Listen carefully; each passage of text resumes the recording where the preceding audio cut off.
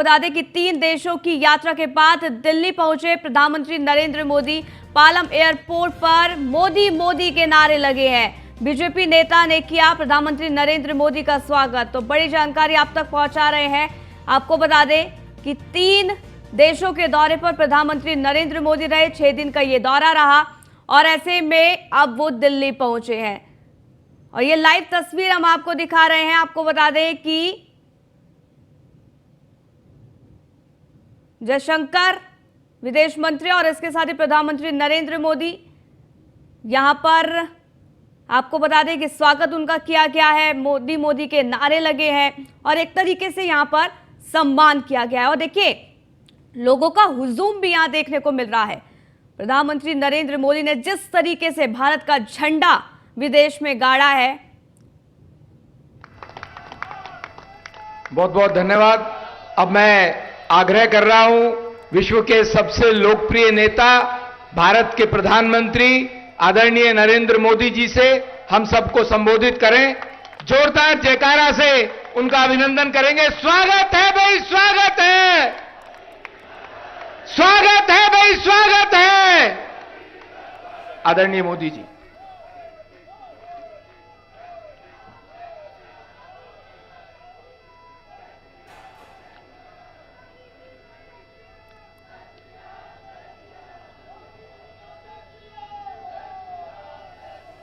सबसे पहले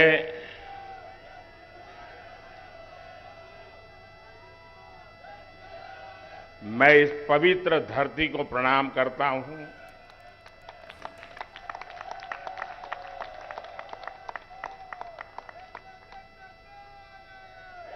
हमारे पूर्वजों को प्रणाम करता हूं और आप सबके माध्यम से मैं देशवासियों को आदरपूर्वक नमन करता हूं।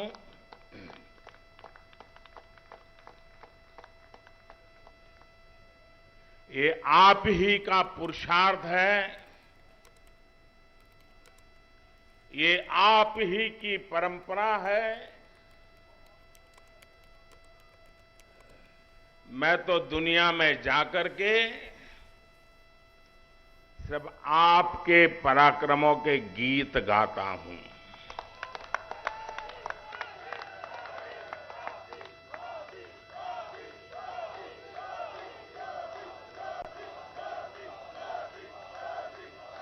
मैं दुनिया के देशों में जाकर के दुनिया के महापुरुषों को मिलकर के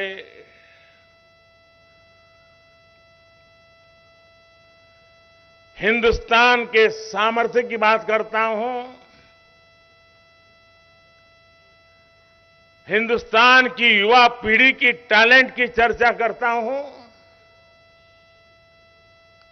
और अवसर मिलने पर भारत कैसे खिल उठता है, भारत के नौजवान कैसा पराक्रम करके दिखाते हैं, ये बात मैं दुनिया में जाकर के बताता हूं।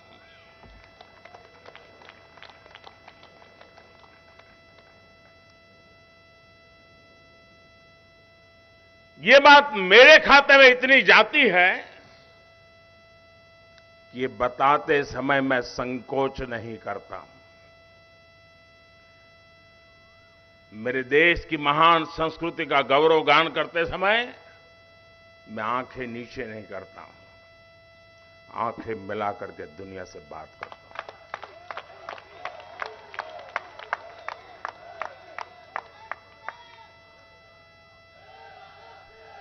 और ये सामर्थ्य क्यों आया है?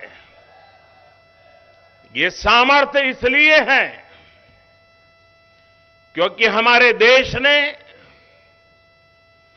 पूर्ण बहुमत वाली सरकार बनाई है। आप सबने देश को पूर्ण बहुमत वाली सरकार बनाई है और जब पूर्ण बहुमत वाली सरकार का प्रतिनिधि विश्व के सामने जब कोई बात बताता है तो दुनिया ये विश्वास करती है कि ये अकेला नहीं बोल रहा है, 140 करोड़ लोग बोल रहे हैं।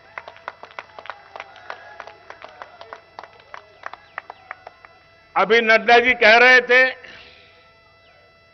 कि मोदी जी को प्यार करने वाले लोग यहां आए हैं। जी नहीं, ये कोई मोदी जी को प्यार करने वाले लोग नहीं है, ये मां भारती को प्यार करने वाले लोग।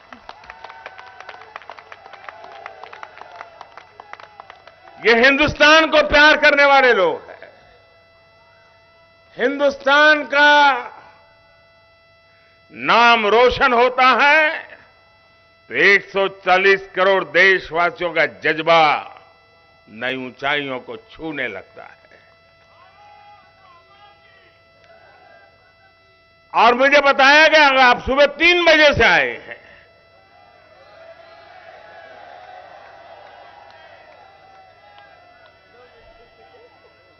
भारत की दुनिया में सही पहचान बने, भारत का दुनिया में जय जयकार हो, कोई हिंदुस्तानी इतना खुशियों से भर जाता है कि रात को 3 बजे यहां आकर के पहुंच जाता है।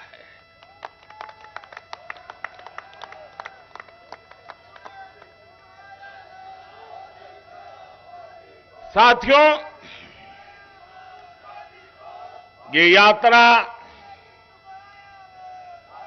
समय तो ज्यादा नहीं था यात्रा का, क्योंकि ट्रैवलिंग में भी टाइम जाता है, लेकिन जितना समय मुझे उपलब्ध था उसका पल पल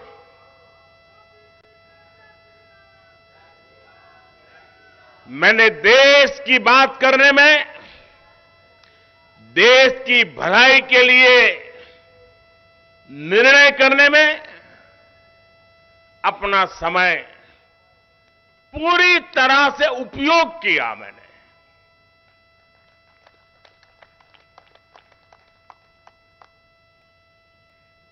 चालीस से अधिक महत्वपूर्ण लोगों के साथ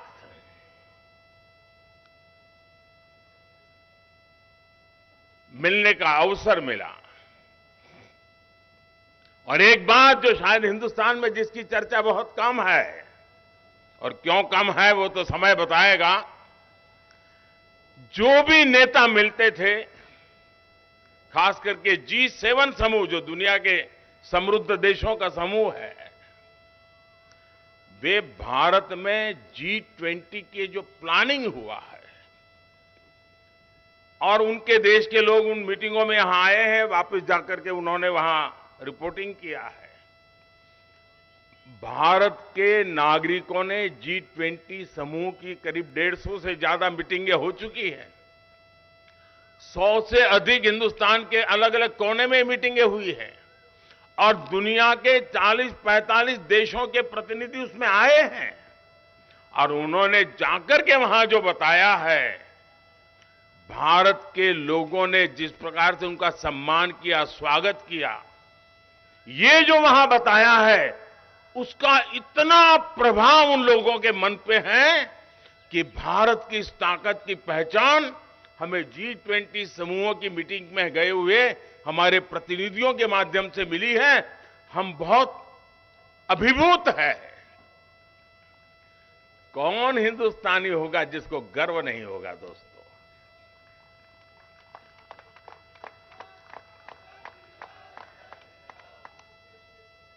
कभी कभी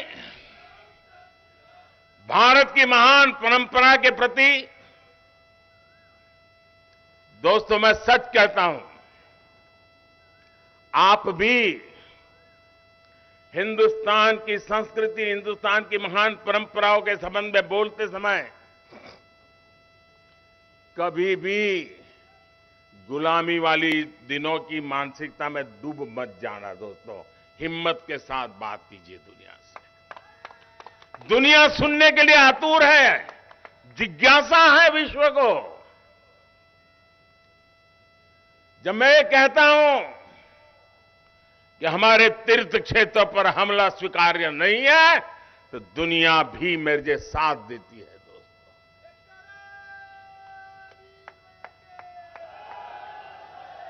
हिरोशिमा की धरती, जहां पर मानव संहार का भयानक घटना घटी थी, उस हिरोशिमा की धरती पर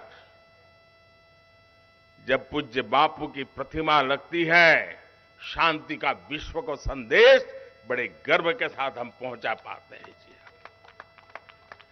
मेरे लिए गर्व की बात होती है कि जापान के प्रधानमंत्री जब भारत आए थे, तो मैंने बोधि वृक्ष का एक सैंपल उनको दिया था और उन्होंने बड़े गर्व के साथ मुझे बताया कि मोदी जी, जब मैं भारत आया था, आपने मुझे जो बोधि वृक्ष का पौधा दिया था, वो मैंने हिरोशिमा में, जहां ये बड़ा मानव संहार हुआ था, उस बोधि वृक्ष का पौधा वहां लगाया है और करुणा का, भारत का संदेश आने वाली पीढ़ियों को मिलता रहे, इसके लिए मैंने ये सोचा हुआ है। देखिए कितना गर्व हो रहा है। भाइयों बहनों, दुनिया की, हम भारत के लोग कभी कभी ये गौरव का जिक्र करना भूल जाते हैं। हम वो देश हैं जो दुनिया की सबसे पुरानी भाषा, मानव इतिहास की सबसे पुरानी भाषा तमिल भाषा, ये हमारी अपनी भाषा है, हर हिंदुस्तानी की भाषा है। ये दुनिया की सबसे पुरानी भाषा होने का गर्व है। और जब मैं पीएनजी में वहां के गवर्नर, जिनके पूर्वज भारतीय हैं, उन्होंने तमिल भाषा का महान ग्रंथ तिरुकुरल का पीएनजी की भाषा में भाषांतर किया और उसका लोकार्पण करने का मुझे सौभाग्य मिला। आप कल्पना कर सकते हैं कि हिंदुस्तान की इस महान विरासत को आज दुनिया कैसे पूजने लगी है। दोस्तों, साथियों, ऑस्ट्रेलिया,